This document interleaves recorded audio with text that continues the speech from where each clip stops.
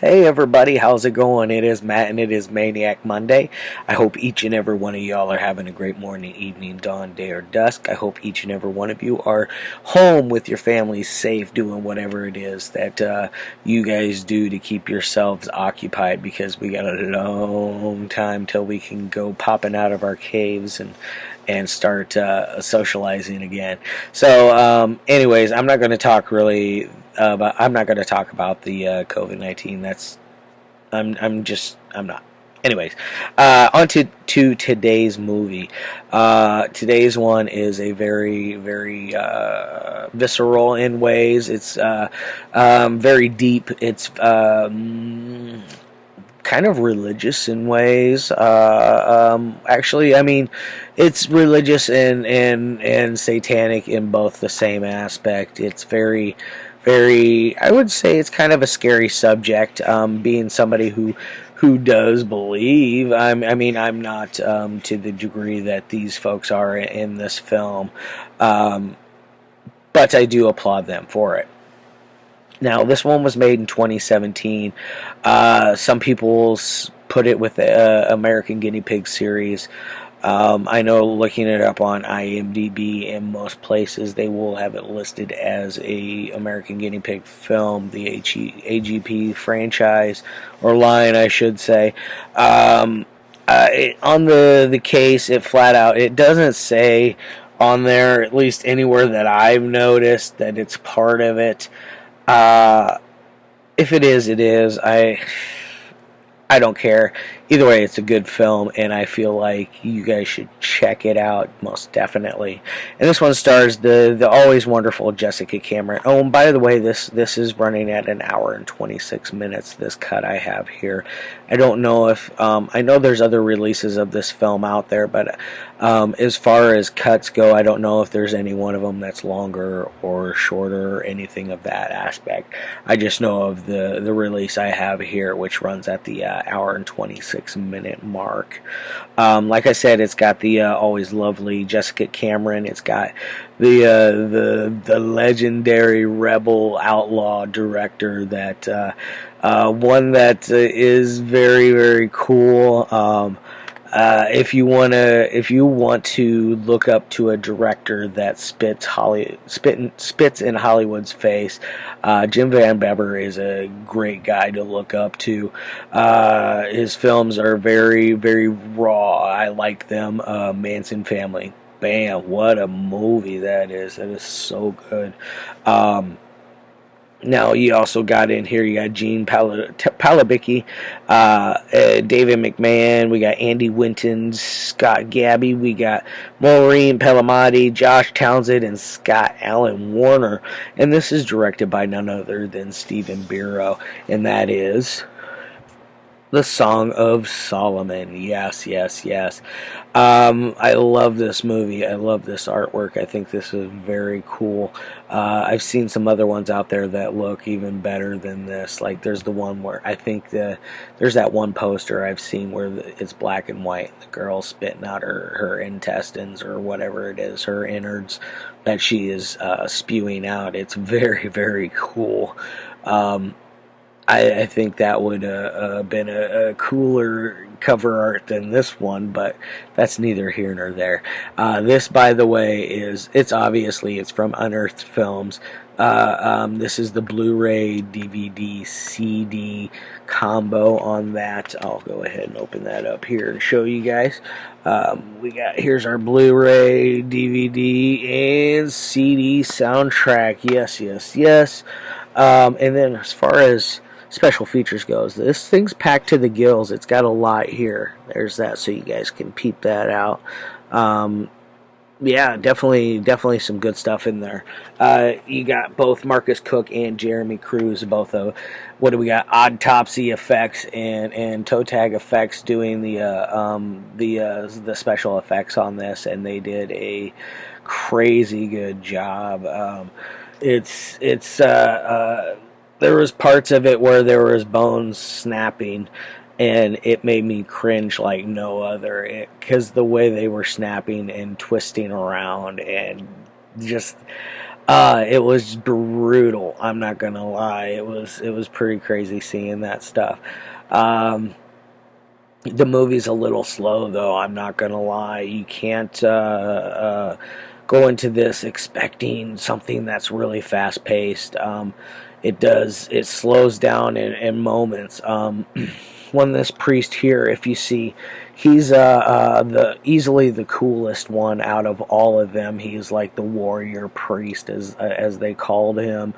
Definitely comes in with a fury, and takes care of a lot of business. He's not the only one that we witness go into this crazy predicament. This is, by the way, it is a exorcism film for those of you that do not know.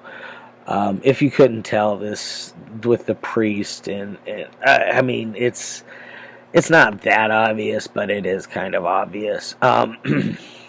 This is crazy cool. He's got his arm slit with a crucifix. When he does that in the movie, it's just insane too. It's pretty cool. Now, what is this about other than it's just an exorcism movie? You start off with it's kind of funny, a not baby face, but beardless, stubbleless Stephen Biro, and it's kind of funny looking at him in that aspect because I mean, let's face it, folks. He's not an actor. He's a writer, director, distributor. Acting is not really his forte. Although I will say that he delivers his line with enough passion and enough force behind them to make you believe that he believes in what he's saying. It worked. It was effective, but it is what it is. He's not the most brilliant actor. And then we get treated with Jim Van Bebber as an actor in this. He plays a priest, and he's all shaved up as well, and kind of weird role to see him in, playing a guy who is so rebellious, and to see him play such a conservative religious character. Not anything that I would have gone out of, or I guess I would have pictured, all them years of watching his films, like, oh, you know what? Someday he's going to play a priest in an exorcism film. I would have never guessed it. Very cool. You also get, like I said, there's multiple priests going in on this exorcism. They're all failing miserably. This thing definitely becomes a bloodbath in places. I do approve this one. Matt Brown definitely approves. That one's there for you, Jonathan Knight, because I know you like to throw that out there that I approve. But yes, this one definitely is one I approve. I don't really want to give a whole lot away on as far as the story goes, because it's one you just really, like on all my movies, you just need to watch it for yourself to gain your own opinion on it.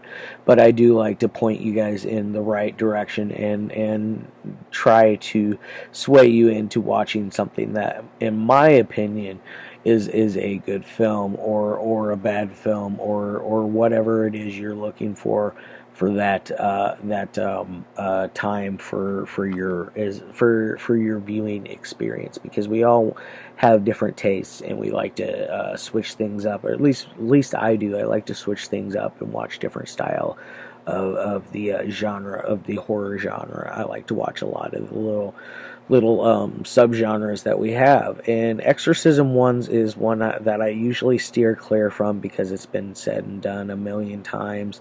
The Exorcist did it the best, usually, like out of all of them. This one is very I would say it's way better than most of the ones that you've seen in the last 10 years. I think the last good Exorcist movie I saw was probably Exorcist 3 before this. That one was really good. Although that one is a lot more psychological than the both The Exorcist and The Song of Solomon, which this one, I mean, they are psychological, don't get me wrong, but they're more psychological thrillers than they are the full-on exorcism films. Okay, I've talked enough on that aspect. I've blabbed enough. I'm jabbered. I'm gibbering. Let's roll on to what I want to say for my ratings are. Now, as far as a 1 through 5 goes on the technical side, the acting's decent. It does have some slow spots in the film. Nothing though to make you want to fast forward or turn it off. It has a nice momentum. Other than it has just a couple little hiccups here and there, but other than that, it's solid. The camera angles or the cinematography and whoever did the I forget who it was that did the photography for this film. They did an amazing job with making this look good. There's little shakes that they do every once in a while in the film that it was kind of. I mean, that stuff's been done before, but it fit it perfectly. You get this creepy lady with her eyes, like you can't help to look at her eyes because she has all these. They're constantly changing to 1 to 2 pupils to 3 pupils to 1 slit. It's just insane how crazy the eyes are. So that's one thing you have to look at if you watch this film. Pay attention to her eyes. Although you do see, like they show it to you quite often, but you can catch them in mid-stride, I guess I would say, instead of when it's right there in your face. You know, it's one of those things you can notice things are changing without having it that blatant for you. So I'm going to give this thing a 3 on the 1 through 5 for the technical side. Middle of the road, nice, fun little film. As far as entertainment goes, it's the effects is what brings you, is the biggest part of this, and Jeremy Cruz and Marcus Cook really crushed it on this. Between the guts being regurgitated, to the bones breaking, to the slitting of the priest's wrists, to everything else that happens to this film, what happens to all these other priests and these other people that become involved in this, and basically you're sucked into it. You're good. You're solid. It works. I'm gonna give it a 4, so it's a 7 out of 10. I've said enough. Yeah. Alright guys, I love your faces as always. I'm going to get the hell out of here. I got some stuff to do tonight here at the house. I'll see you guys tomorrow. I got a one that I screened earlier today that I'm going to do for Tuesday. It's a short film. It's not a full-length feature, but it is an interesting one. So please do tune in tomorrow. Friday, I got a solid film lined up. One that I've seen before, but I just got my copy, a physical copy, in today. So any of you that pay attention to on my Facebook will know what film I'm doing on Friday. So anyways, love your faces. Peace as always, and I'll see you tomorrow.